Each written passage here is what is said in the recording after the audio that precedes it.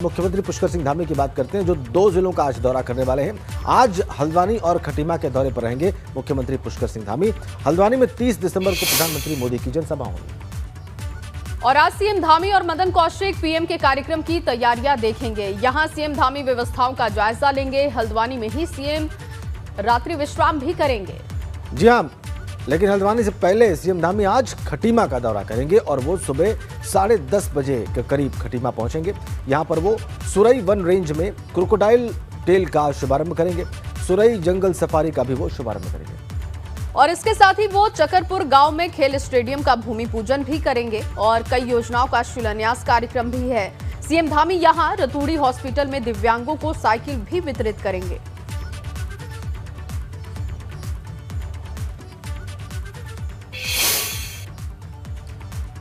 और बात उत्तराखंड कांग्रेस की, जो चुनाव से पहले अब संगठन स्तर पर बड़ा बदलाव करने की तैयारी में है। कांग्रेस संगठन में आज शाम तक बदलाव होगा। प्रदेश अध्यक्ष की संस्तुति के बाद लिस्ट जारी की जाएगी। बिल्कुल, और बताएं आपको कि पर्यवेक्षकों की रिपोर्ट के बाद प्रदेश अध्यक्ष गणेश गोदियाल ने फैसला लिया है कि जिले और प्रदेश स्तर पर कांग्रेस संगठन में बदलाव करने जा रही है। जिला अध्यक्ष को भी बदलने की तैयारियां हो रही हैं। निष्क्रिय कार्यकर्ताओं की चुनावों से पहले छुट्टी होगी, ऐसी बातें भी सामने आ रही है। तो संगठन स्तर पर बड़े बदलाव की तैयारी मुख्य विपक्षी दल कांग्रेस में, जो कि कहा जा रहा बड़ी मजबूती से चुनाव लड़ने की तैयारी में है, आने वाला विधानसभा चुनाव। और जो निष्क्रिय कार्यकर्ता हैं उनको पदच्युत करने की तैयारी दिखाई देती है। और ये बड़ा बदलाव होगा कांग्रेस संगठन में। प्रदेश अध्यक्ष की संस्तुति के बाद लिस्ट जारी होगी और पर्यवेक्षकों की रिपोर्ट के बाद ये फैसला लिया गया है। और वैसे कार्यकर्ताओं को छुट्टी मिल सकती है जो एक्टिव नहीं है।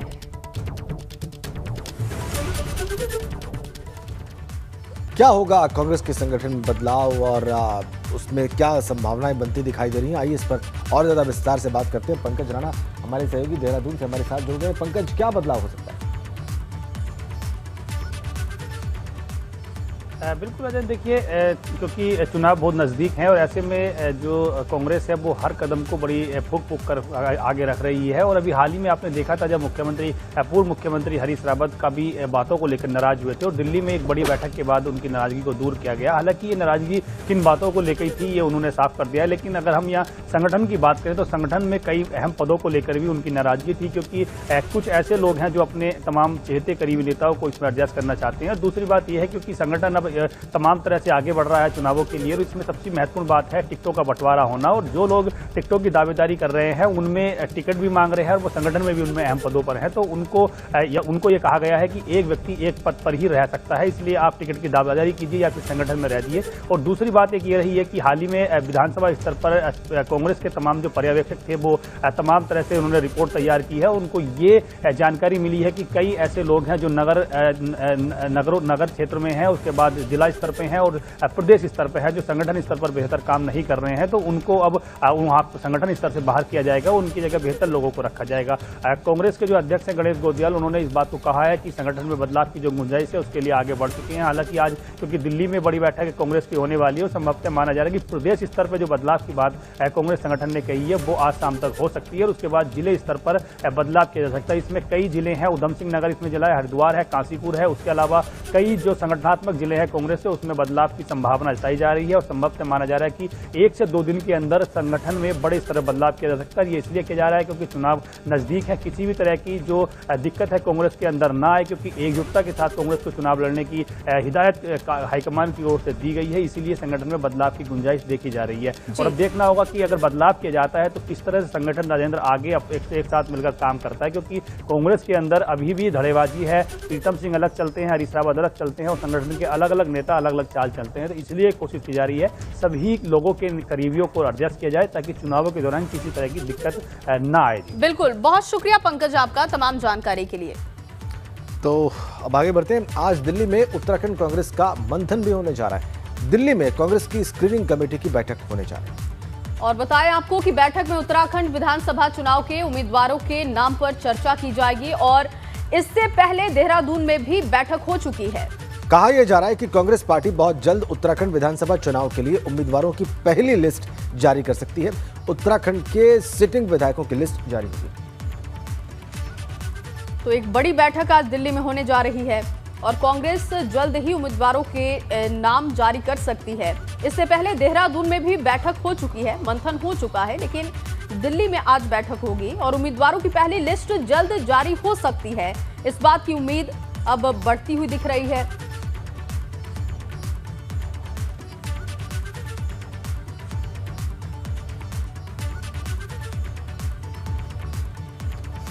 और चलिए अब आपको दिखाते हैं धुआंधार 22 खबरें।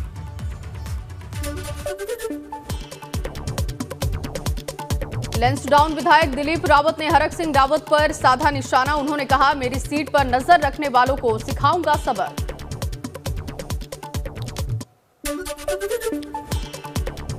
पूर्व सीएम हरीश रावत ने चुनाव को लेकर भाजपा सरकार पर साधा निशाना। हरदा ने आरोप लगाया कि हार के डर से चुनाव नहीं कराना चाहती भारतीय जनता पार्टी।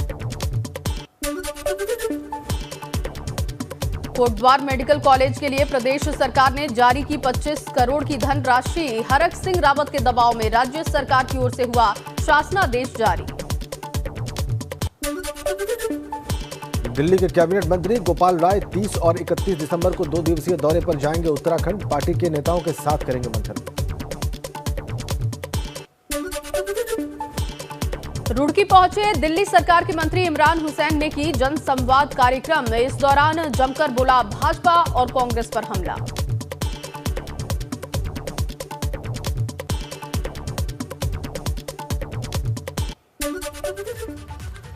तो आपने देखी धुआंधार 22 खबरें। बिल्कुल, और इसके बाद अब दिखाएंगे ग्राफिक्स के जरिए कि आज उत्तराखंड और उत्तर प्रदेश में कौन से नेता कहां पर रहेंगे, तो इंतजार कीजिए। बिल्कुल, तो जया चुनावी समर है और यही वो वक्त है जब नेताजी जनता के बीच में पहुंचते हैं, जाते हैं और उनकी व्यस्तता बहुत ज़्यादा बढ़ जाती है। और क्यों ना चुनाव ही उनकी किस्मत तय करते हैं, तो उनकी व्यस्तता के बारे में, जो बड़े चुनावी दौरे हैं नेताओं के, उनके बारे में आपको बताने जा रही हूँ। Jaya, over to you Jaya. जी राजेंद्र, आपको बताएं कि उत्तराखंड और उत्तर प्रदेश में ताबड़तोड़ नेताओं के दौरे हो रहे हैं और उत्तर प्रदेश से शुरुआत करते हैं। बताते हैं अपने दर्शकों को कि आज कौन से नेता कहां पर रहेंगे। सबसे पहले बरेली से शुरुआत करते हैं। बरेली में सुभाषपा अध्यक्ष ओम प्रकाश राजभर आज जनसभा को संबोधित करने जा रहे हैं। उनके साथ समाजवादी पार्टी के पूर्व सांसद धर्मेंद्र यादव भी मंच पर मौजूद होंगे। उसके अलावा बस्ती की अगर हम बात करते हैं तो बस्ती में बसपा राष्ट्रीय महासचिव सतीश चंद्र मिश्रा विशाल जनसभा और कार्यकर्ता सम्मेलन को संबोधित करने वाले हैं। चुनावी मंत्र यहां पर वो कार्यकर्ताओं को देंगे। इस सीट पर सम्मेलन के माध्यम से ब्राह्मणों का आशीर्वाद लेने का प्रयास बसपा का रहेगा। इसके अलावा कुशीनगर में आज भाजपा की जन विश्वास यात्रा में डिप्टी सीएम केशव प्रसाद मौर्य शामिल होने वाले हैं और खड्डा में जनसभा को डिप्टी सीएम केशव प्रसाद मौर्य संबोधित करेंगे। वहीं रुड़की में भाजपा सांसद और पूर्व मुख्यमंत्री तीरथ सिंह रावत ओबीसी मोर्चा के सम्मेलन में शामिल होने जा रहे हैं। साथ ही मैं आपको बताऊं कि नगर निगम सभागार में ओबीसी मोर्चा सम्मेलन का आयोजन किया गया है और शाम 4 बजे का ये कार्यक्रम बताया जा रहा है। तो ये अहम दौरे आज उत्तर प्रदेश और उत्तराखंड में रहेंगे, जिस पर दिन भर हमारी नजर होगी। राजेंद्र, धन्यवाद जया। तो जया हमें बता रही थी कि नेताओं के दौरे आज कहां कहां होने वाले हैं, उनकी व्यस्तता किस प्रकार की रहने वाली है, और इसको पता कि जया वापस आ चुकी है। और अब बात 22 में बदलाव की है। जी हां, अखिलेश के इंकलाब की, क्योंकि जहां प्रधानमंत्री मोदी कानपुर में विरोधियों पर बरस रहे थे, तो वहीं 30 किलोमीटर दूर उन्नाव में अखिलेश विजय रथ लेकर 22 के अग्निपथ पर अपना विजय रथ दौड़ा रहे थे। और अखिलेश यादव की नजर उन्नाव की 6 सीटों पर है, जहां पिछली बार सपा का खाता भी नहीं खुला था। लेकिन इस बार अखिलेश अपनी साइकिल की रफ्तार बढ़ाकर भाजपा के गढ़ में सेंधमारी करने की कोशिश में है।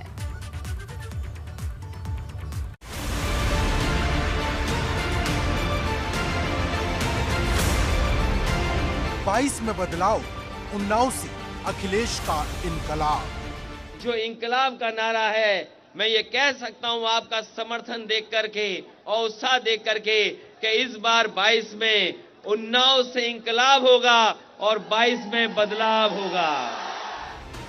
यूपी के अग्निपथ पर अखिलेश का रथ। कि इस बार बाबा जी की सरकार उत्तर प्रदेश में बचने वाली नहीं है।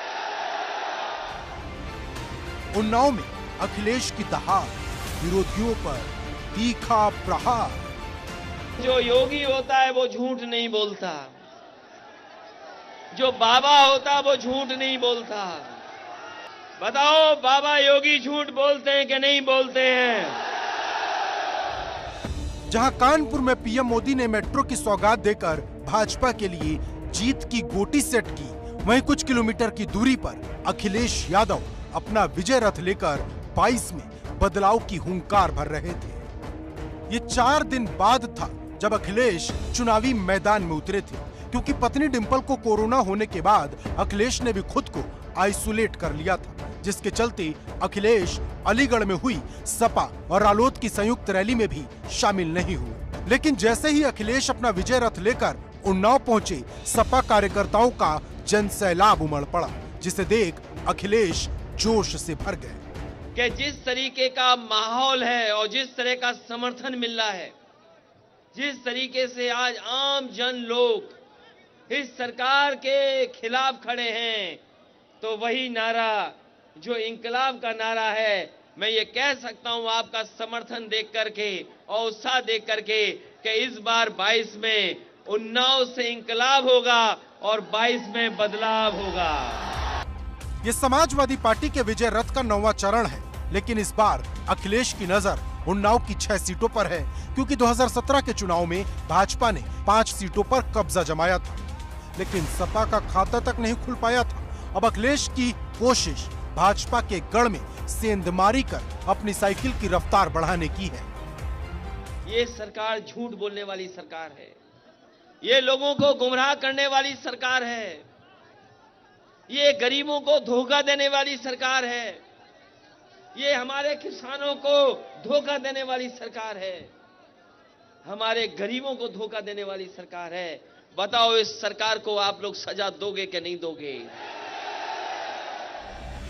अखिलेश जहां साइकिल की रफ्तार बढ़ाने के लिए ताकत लगा रहे हैं, वहीं सूबे की योगी सरकार पर एक के बाद एक कई हमले भी कर रहे हैं। मंगलवार को भी यही हुआ। अखिलेश ने सीएम योगी पर ऐसा हमला बोला कि सूबे की राजनीति का पारा चढ़ गया। बाबा झूठ बोलते हैं कि नहीं बोलते हैं? और ये बात थोड़ा तेज बोलो, क्योंकि गंगा पार हम हैं, गंगा के पार वो हैं।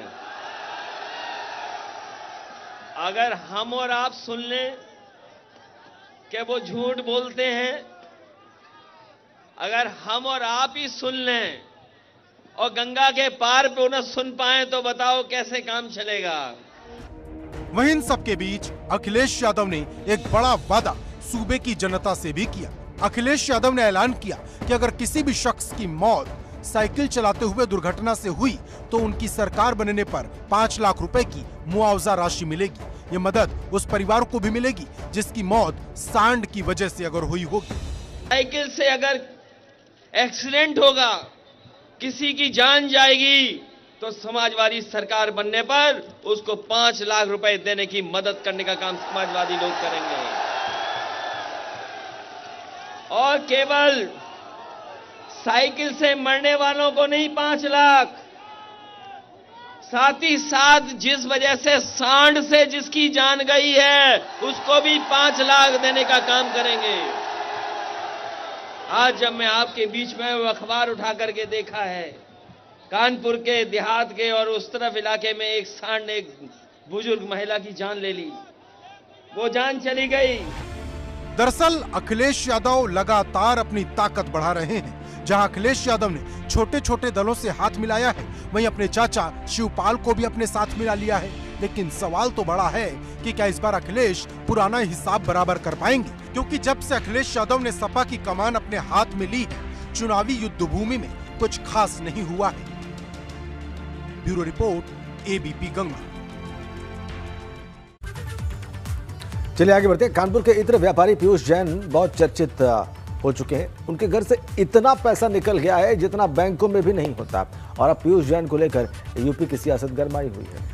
और भाजपा वाले कह रहे हैं कि पीयूष जैन के सपा नेताओं से संबंध है, और सपा वाले कह रहे हैं कि पीयूष जैन को भाजपा सपोर्ट कर रही है, वो भाजपा का आदमी है। ये सियासत छोटे मोटे नेताओं के बीच नहीं बल्कि बड़े बड़े बाहुबलियों के बीच हो रही है।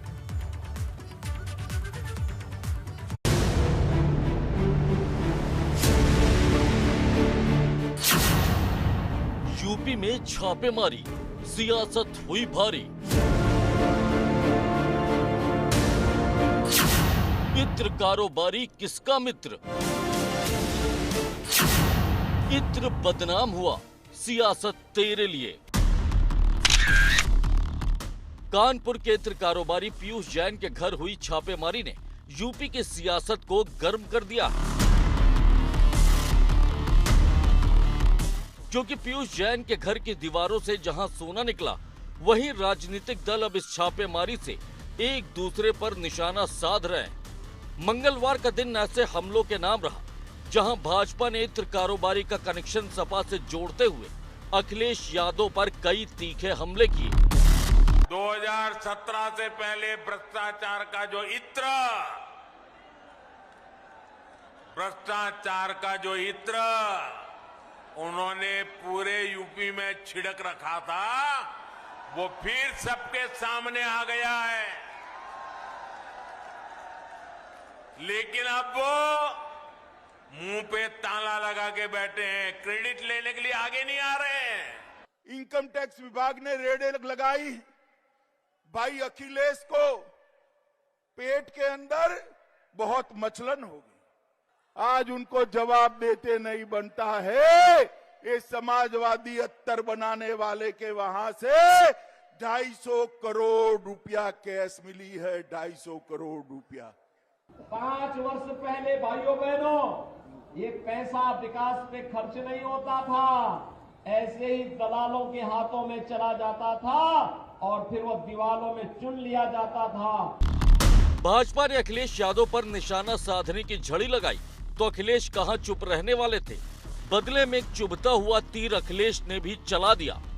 सुबह तो यही हेडलाइन चल रही थी, समाजवादी पार्टी का इत्र कारोबारी, लेकिन मुझे खुशी है दोपहर आते आते हमारे पत्रकार साथी भी समझ गए कि समाजवादियों से कोई लेना देना नहीं है।